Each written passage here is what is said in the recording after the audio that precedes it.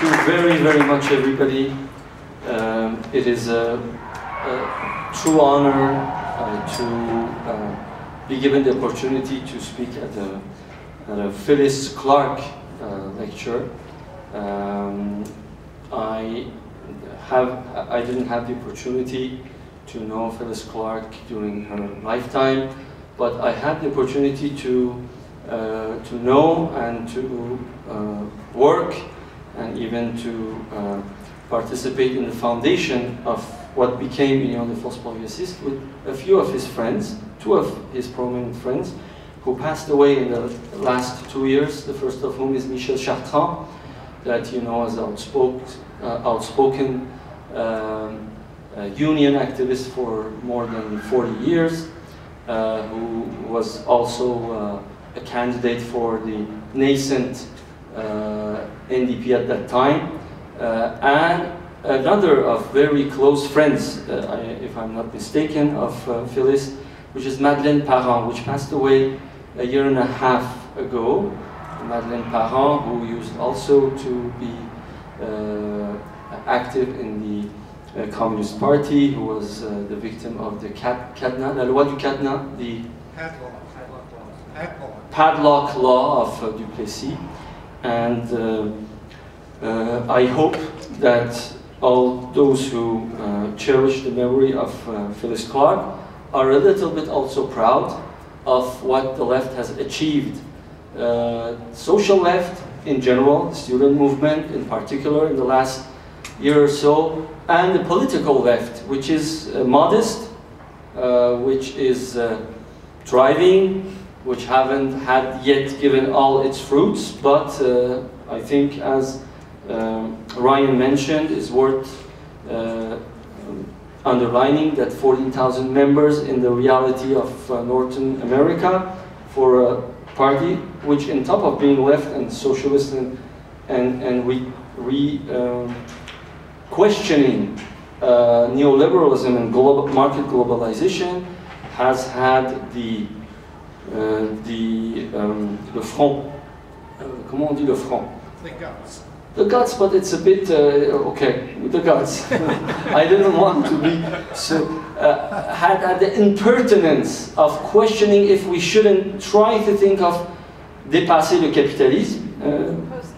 Yeah, to think about post-capitalism, which defines itself also as feminist, as internationalist, and on top of that, as having for 6 years as one of his two spokesperson. How do you say it? A Metic, foreign-born, on top of that, Muslim and Iranian origin Canadian citizen. That shows that in our societies there is room for dissension, there is room for dissent, and there is room for organized dissent, and there is room, hopefully, not because of the power, but because of the struggles of the civil sector, of the popular sectors, popular movement, of the unions. There is room for organized political dissent, and that is what Québec Solidaire is. So let me also thank Ryan Evans, and also the Canadian Union of Public Employees for the invitation. Thank you for thinking of us, letting us share our perspectives. I want to, because it is a continuous subject of debate within Quebec left, especially within the ranks of Québec Solidaire, where many people of Anglophone or Allophone origin are active and are members. It is also a subject of debate between us. A lot of people who from outside Québec Solidaire question us about the compatibility about our internationalist stand, our support of the idea that traditional forms of separation between states and frontiers, which are many times the frontiers defined by dominant rule, by dominant classes, which take these territories as the extent of their capacity to install the basis of their domination, the basis of their market, and the penetration of their economical activity is not corresponding necessarily to the interests of the people who live on one or the other side of these frontiers. So the question of nationalism, of ethnic, of geographic, of historical nationalism, and its compatibility with the organization, the Québec Solidaire, which strives for pacification of the relationship of people to people and for cooperation between people to people. The compatibility of this, and also, of course, in the backdrop of the globalization of the markets. So I want to briefly just outline what, from our perspective, is defining the necessity for Québec Solidaire to be sovereignist, to be struggling for the independence of Quebec, to place it in the context of the Quebec and the rest of Canada relationship, and to as soon as possible to go into debate and then elaborate, taking into consideration your questions. In the general wisdom of the left, the globalization of market is possible only by a constant trend of deregulation that has been permitted by several means, but which have all ended up in, little by little, through coercion or co-optation of the local rules of the national governments, of the states, to bring them to partially abandon part of their sovereignty over decisions and orientations taken in the name of their people within their power. So we have seen in the last 25-30 years, with increasing pace, states, national entities restrict or curtail the capacity of their parliaments, for example, to take decisions on important issues as important as economical trade, okay? Examples of which we have already seen in the mid-80s, if you remember the whole process of the political process that brought the NAFTA, and which we revive again, which we relive or revive, we realize again, we witness again, with that has been now 3 or 4 years, with the ongoing negotiations behind closed doors, without any proper previous approval or discussion or public debate within the public, or even within the restricted context of the parliaments about the opportunity of having these type of agreements, putting at least the basis of with which end, to which purpose do we have to go in these type of negotiations. You know that there has been an ongoing now negotiation between Canada and Europe to have another free trade agreement with Europe this time, which is called the Canada-Europe Trade Agreement, if I don't mistake, the CETA, which has almost the same general characters than the NAFTA, in providing much, or the preponderance of rights, which giving the preponderance of right and capabilities to corporate business to easily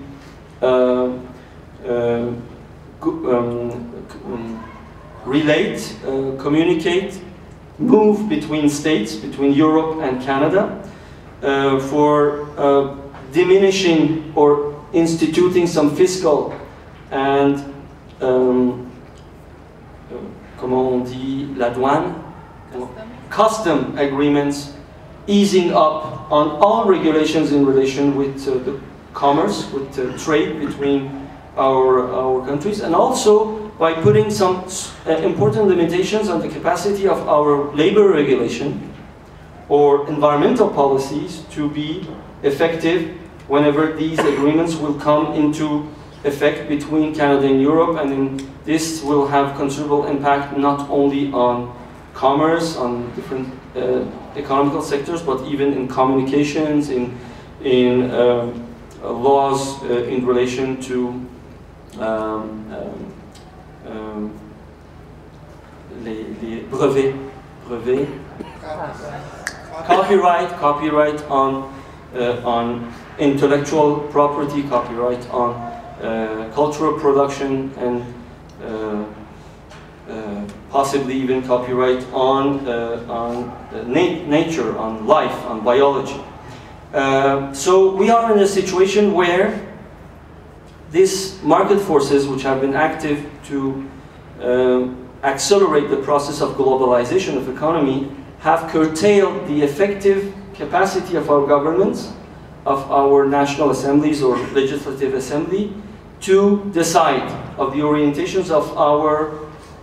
societies, to even have the capability of organize a public debate around these issues, as is the case, for example, on all the issues which are encompassing in all sectors of society that are discussed actually in the CETA, in the Canada-Europe Trade Agreement. And we've seen it elsewhere also, not only in North America, but in Europe itself. The construction of Europe has shown that these extra governmental institutions that are little by little put in place, the international institutions, much beyond what we knew before the World Bank or the FMI, IMF, International Monetary Fund. Now we have multiple levels of transnational or multinational, extra-national institutions which more and more take distance from local control by populations, by people, and which themselves seldom have real capacity to take decisions which can be effective. For example, a lot of decisions taken politically in the European Parliament are just indicative and just have no direct consequence on the national policies, but are setting a background of political orientation where organized lobby is much more effective, because they can, by organizing the lobby at the top instead of being forced to act on a national level, to obtain what they need as changes in policies and regulation. So we can say that globalization and free market is better served when nations are little by little deprived of their sovereignty. People are little by little deprived of sovereignty. Of course, we can discuss to what extent actual nation states and their governments are representative of their society. But as historically it has been the case, or it is supposed to be such in the majority of the states that have constitutions about the powers of their parliament, the parliaments are supposed to have the capacity to decide about the future of their population, to decide of environmental or labor policies that encadre, that restrict the freedom of the market to decide by itself or just to organize its interest according to private ownership. The other aspect that I want to underline is that with the globalization, but it's in the nature of advanced capitalism, that to find more and more markets for the mass production of goods and of services, it needs to extend its markets well beyond where these products are produced massively in Western countries until a few decades ago, and now more and more at the international level where capital is organized to produce these goods everywhere around the world. But for these goods to find markets, it's much easier in order to absorb this level of production that the cultures that organize the way we live, we consume, we relate to each other are as close as possible to the cultural context in which these products are produced and are deemed or supposed to be consumed. It is easily understandable that very primitive or traditional or otherwise non-modern ways of living have a certain limit of absorption of the products of the market that are brought to them by the Western organizations of goods and services. So we have seen in the last 50 years with what capacity and with what strength and determination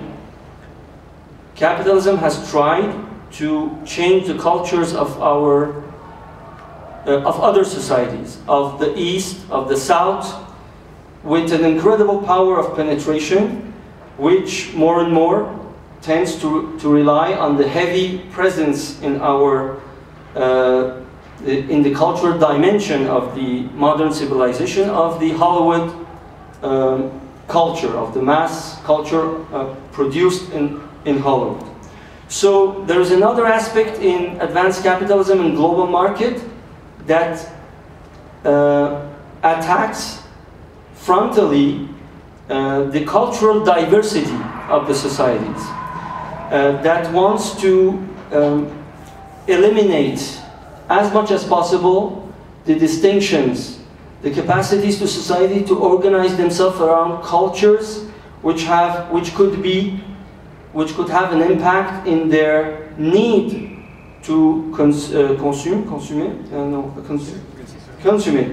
goods and products that are produced in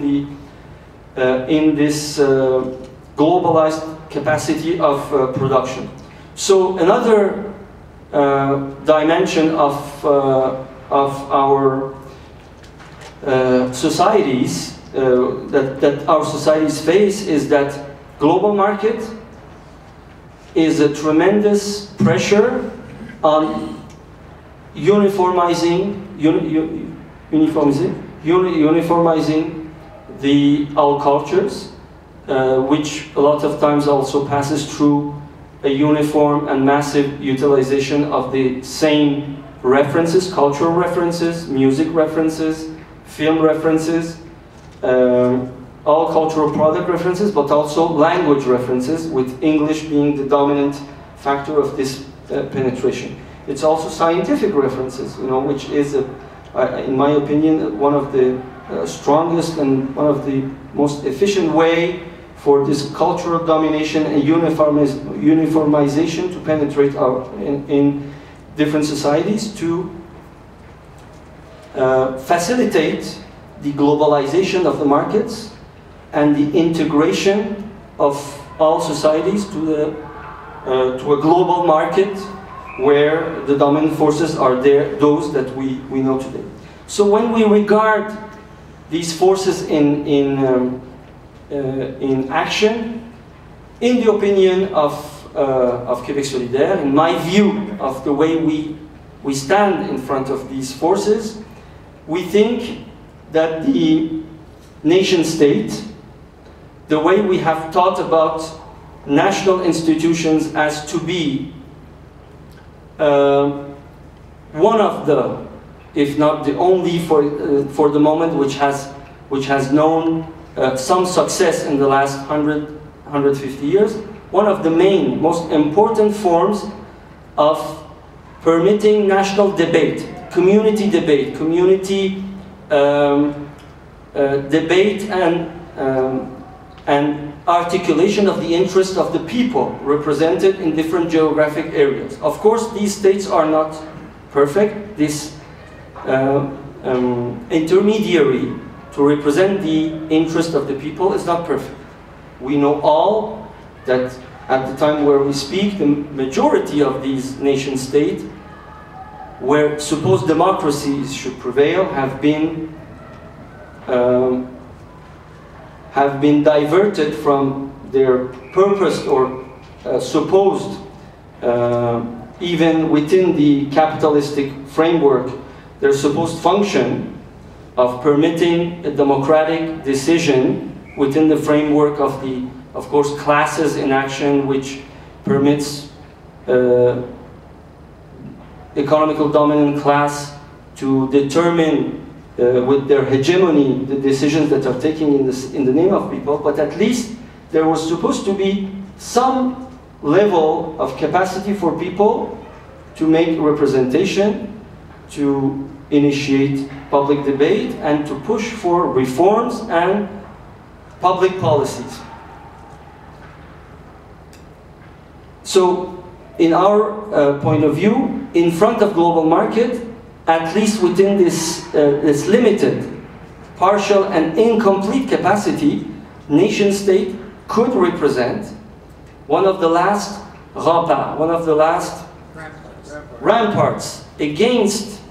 the pressure coming from the international the international institutions of globalization to put pressure on depriving people of their capacity to decide for their self-determinated future. On the other hand, one could of course invoke also that cultural diversity as any other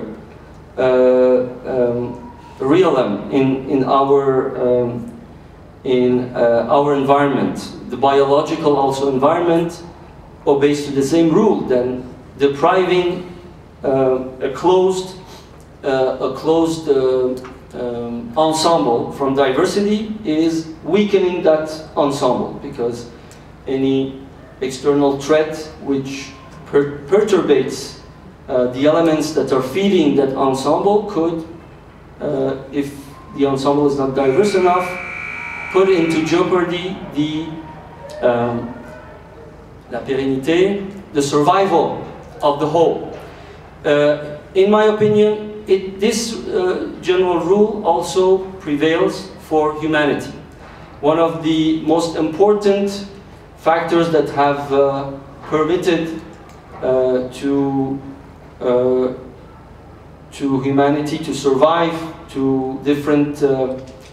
global rules, partial global rules that were one time dominant and then fall apart. For example, in Europe with the Roman Empire, which explains for a long time the stagnation of Europe into the Middle Age, is the fact that all this geographic area, all this political area was dominated by one civilization, by one unified political concept, and with its downfall, all the societies for a long time paid a large tribute to this decadence or decay. Other societies that were not under that domination took the relay. For example, in the Middle East, with many examples showing that they had the ability to sustain other type of political development, and contributed to also to Europe to rediscover, for example, the antiquity. So this diversity in societies is a protection against what the humanity can commit error in different parts of its geography, sociology, culture. That could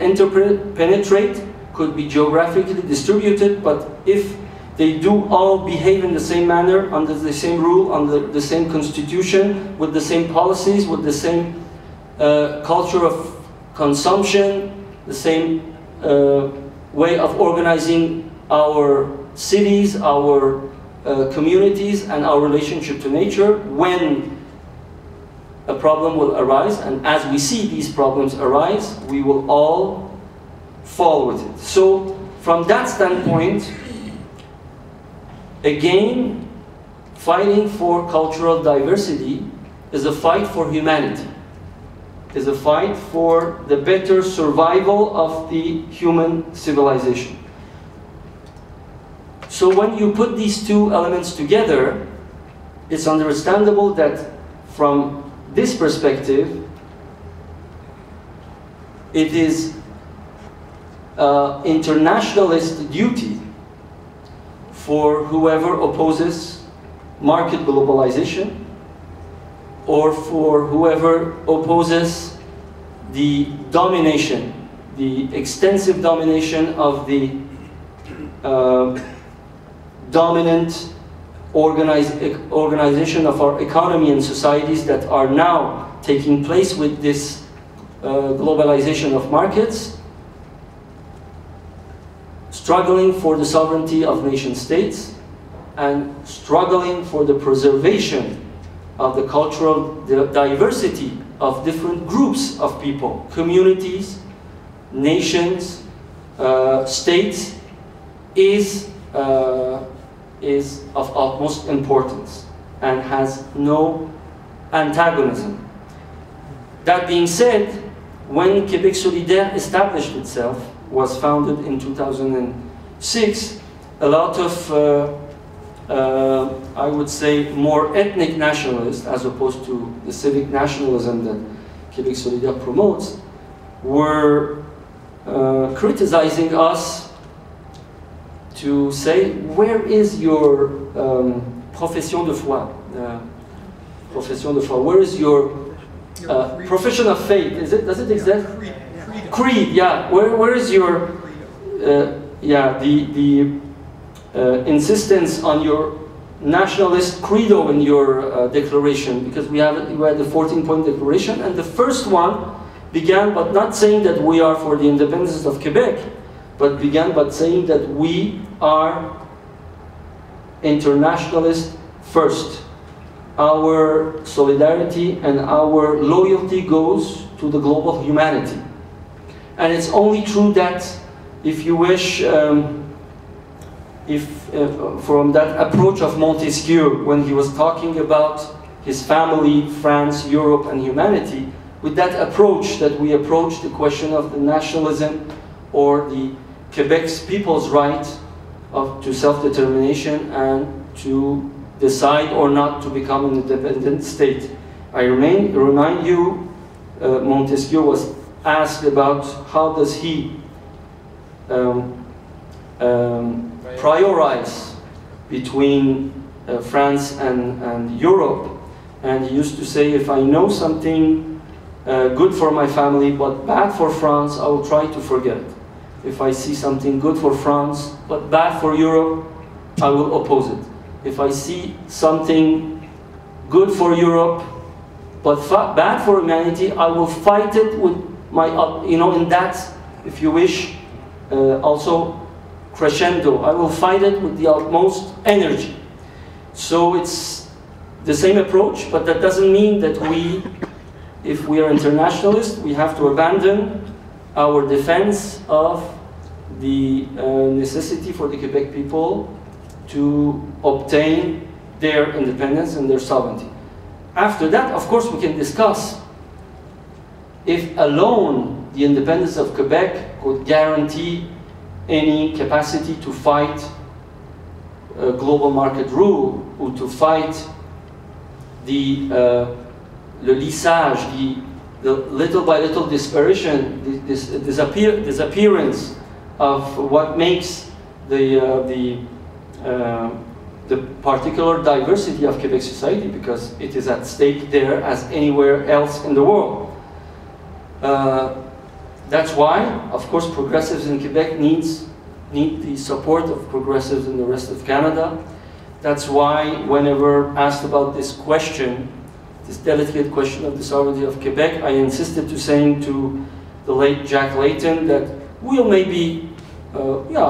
surely celebrate the first day of independence if it happens, but the next day at 8 o'clock in the morning, I will be in Ottawa, knocking at the door if I have to do something about that, if I'm at office, to make a new proposal to the Canadian people for the foundation of a new alliance, of a new basis of unity between the people of Quebec, the people of Canada, and the First Nations, of course, which were forgotten and which are still forgotten. They were forgotten in 1867, they are still forgotten in 2013. In the same way that in Latin America, a lot of anti-globalization projects within the civil society and a lot of political projects from the different socialist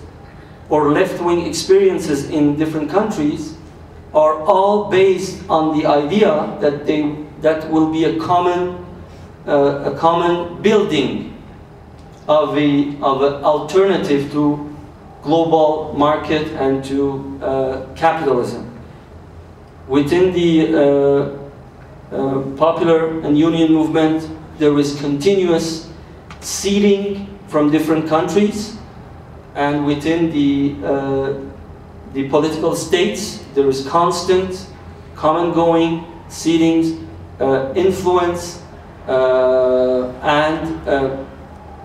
many now, as you know, very explicit proposals of cooperation. Myself, I would suggest that we begin to think in Canada as well. I mean, in the popular movement, in the union movement, in the left movement, we began to think of first to begin with the global, American, Pan-American, continental social alliance between movements of the North.